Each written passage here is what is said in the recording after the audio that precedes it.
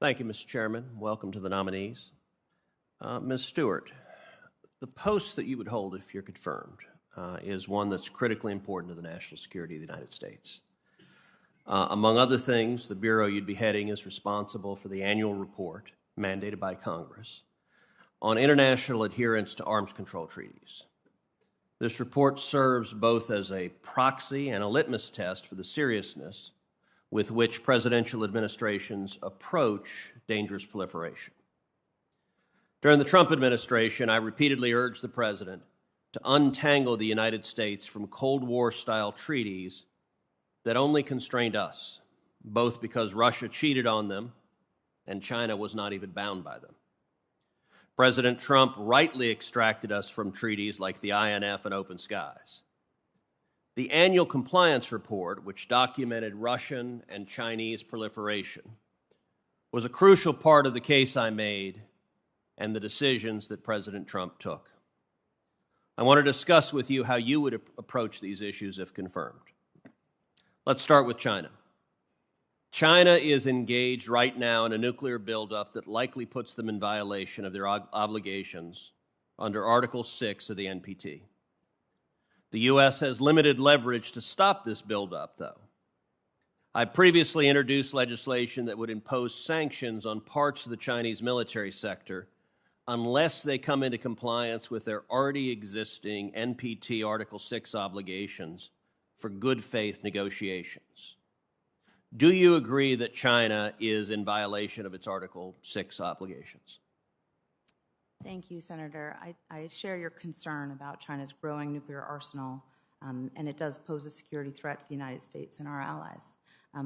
That said, I intend to, if confirmed, work closely with the lawyers and the experts in the Arms Control Bureau to understand more fully the exact development and capacity enhancement that China is engaging in, and to understand how that implicates their Article 6 obligations under the NPT.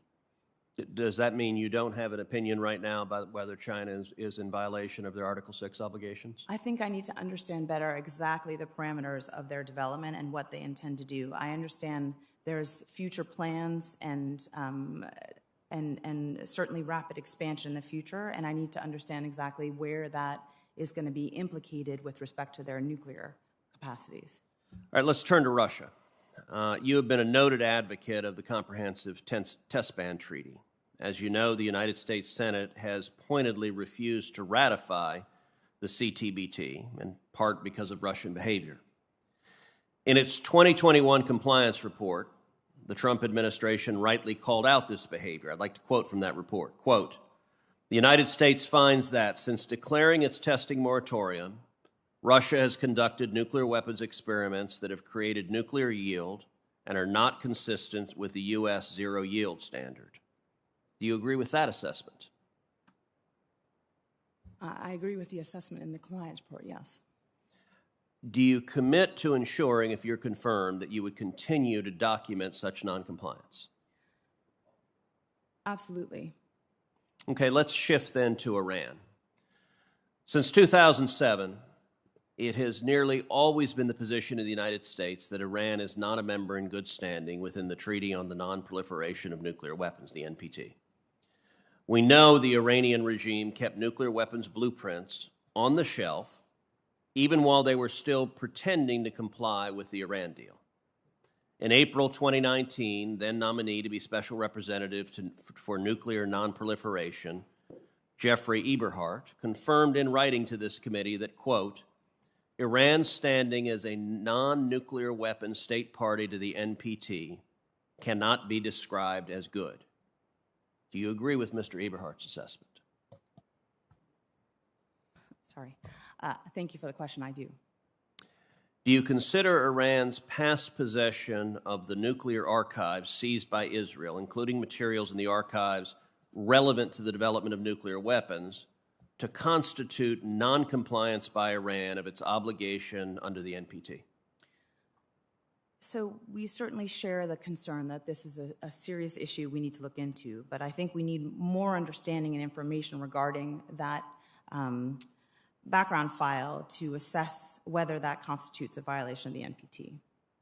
Okay, and final question. I'm concerned about the possibility of the Biden administration adopting a, quote, no first use nuclear policy.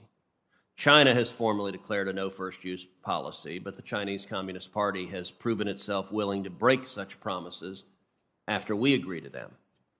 Do you personally support a no first use policy for the United States? Thank you.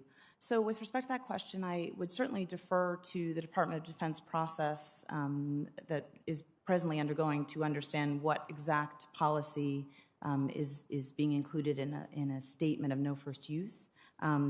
That said, I appreciate that we need to ensure our extended deterrence commitments to our allies and partners remain strong and credible, as the President has stated that we would do in our interim national security strategic guidance.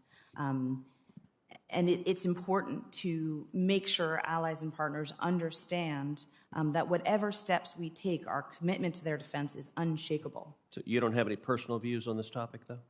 I have a lot of personal views with respect to the underlying policies being considered in the nuclear posture review, but I'm certainly welcoming. What are those views? That's the question: is what are those views? Yeah, I think we have to really consider how we can take steps to reduce the role of nuclear weapons in our deterrence, but we have to do so in a way that ensures our extended deterrence commitments to our allies and partners remain strong and credible. And I think, regardless of the policy language, the words will be informed by the concerns that the Senator raised earlier.